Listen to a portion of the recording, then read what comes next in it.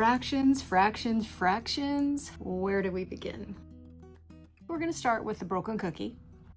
And what is a fraction? Some examples, definitions, terminology, where can things go wrong, and some activities for you to try. Okay, here we go. It was about 18 years ago. I was picking up my children after work. They got in the car, a little bit of crankiness happening, and I found a raisin cookie in one of their lunch kits. So I broke it in half, was about to hand them one. And the 4-year-old has fraction awareness, so fractional awareness, and started to cry. So I did what any mom would do, is I quickly pulled them back, and I broke them in half again, and I tried to give evenly 2 of the 4 pieces. And did that very quickly as to distract the 4-year-old and see if this could work, and it did. There was confusion on the 2-year-old, completely didn't know what was going on, but the 4-year-old, fractional awareness. So I remember that moment so vividly for a couple of reasons. 1, there's a little bit of stress. 2, heightened emotion, a lot of emotion. And 3, the math component. So that kind of was anchored in my mind, and I was thinking, that kid knows fractions. Okay, what is a fraction? It's a part, it's a piece, it's a section of something. More specifically, it's part of one group or part of one whole. That we're going to be talking about one group or one whole. That's what a fraction is. I have seen someone describe it as the space between integers on a number line. It's pretty poetic, but we're going to stick with part of a group or part of one whole because this is fraction introduction, and that's my favorite definition. A fraction is part of one group or part of one whole, and it is written with a numerator on top and a denominator on the bottom. For years and years and years, I would say denominator down, and I would say it very loudly and very quickly, somewhat startling, but not too much fear. And then I would just say the bottom number is always the denominator. It's the one on the down low here, and that's the denominator. What is the denominator?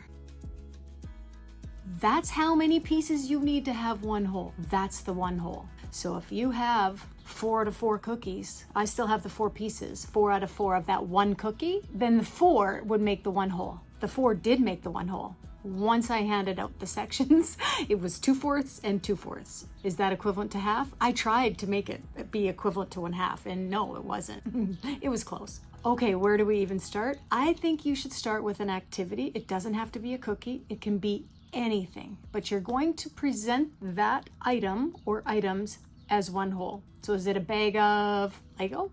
A bag of apples? A bag of rulers? That's not very fun, but you could do it. You could do it. Bag of rulers? Nobody's gonna find that fun. Okay, then you start splitting it up. What would you put in that bag, or how would you cut that up? I would predetermine that if I was you, either into quarters or eighths or twelfths or out of 24. It can be out of 5. It can be out of whatever you want it to be. And the fractions that come from that will be dependent on how you divided that up. So if you wanted to start with little cars, it could be 5 little cars, and it's one bag of 5 little cars, or a little container. So fun to have one whole car hauler full of cars. That would be a fun thing to use. Okay, so we start with something that we're going to be separating out, and we can count them. We can count all the pieces that make one whole. So I already started with the cookie example, and so if we sketched out that cookie really quickly and showed the fractional pieces and then put that on the number line, this would be a good start. I could then relate that, if I wanted to a second example, and that second example might be a bag of apples, where we count up the apples. And I would probably predetermine that bag of apples to have 8 apples in it, because then I could link it back to fractions that we had started with the cookie. Okay, key elements. We've got examples started, but let's go back. We've got the definition of fraction. Let's focus on numerator and denominator just for a moment. We talked about denominator briefly. The denominator, that bottom number, denominator down, that bottom number is all of the spaces, places, or pieces that would make up one whole. Sometimes we don't have all of the pieces, so then we are counting spaces. And those spaces are equal spaces, equally distributed. The top number, the numerator, is the counting number.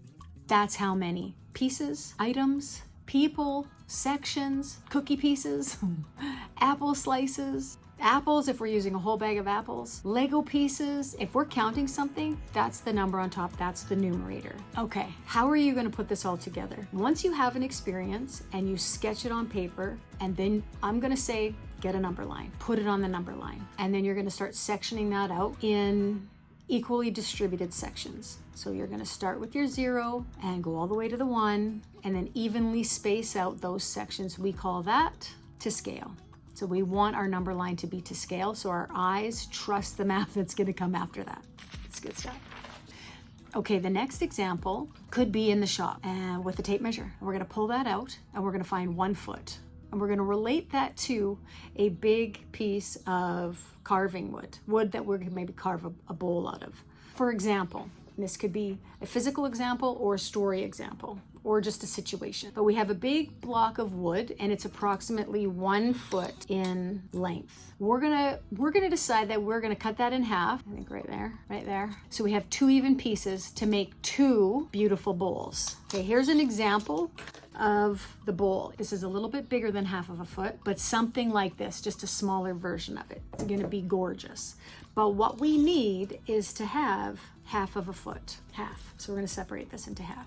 Okay, so there's the story. You might be in the shop, you might be at the kitchen table, you might be at a desk. This is maybe a bit too long for our piece of paper, but what we're gonna do is scale it down and create a representation of this. So on our piece of paper, we're gonna sketch out the piece of wood, we're gonna sketch out a representation of our foot on our piece of paper, and we're gonna divide that into 12 sections. And we can see that on the tape measure.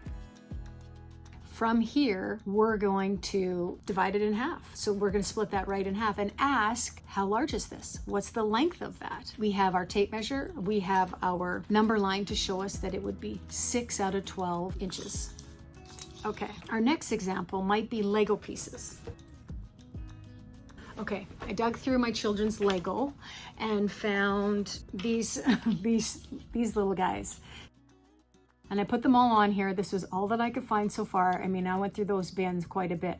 We could create a situation where we needed to divide these in half because these are prime Lego pieces and they need to be shared between 2 people. And so we're gonna divide these in half. So then we can sketch out a number line and put all of these on one of the little tally marks. Remember, when you start at 0, there is nothing on there. And that's a really good point to notice, is that when we are at 0 and we haven't moved, there was no motion and there is no item, we haven't really started counting. So it's a location on our number line without an item. So start at 0.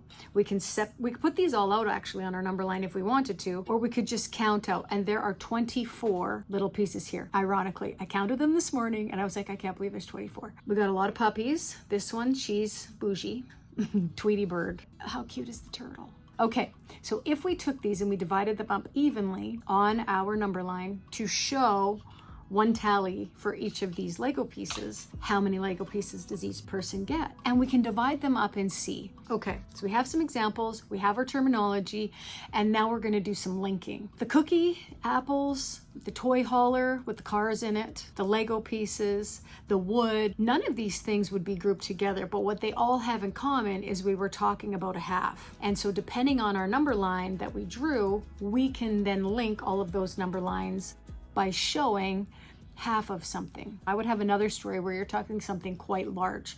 Let's say, for instance, you went to a baseball game and there were quite a few people in the stands. Your estimation was 1,000 people in the stands, and it looked like approximately half were all wearing the jersey colors of their favorite team. About how many people are there? So we could actually sketch it out. We've got one whole stadium of fans. We could put 1,000 people on there. Half have a jersey and half do not. How many people? 500. And so this is one of the ways that can start to create fractional awareness in multiple situations and a direct understanding of half, and links to life. So it links it to life when you're talking about a half. Picture it or link it to a physical experience and a sketch that we've experienced. A lot of experiences. Where can things go wrong?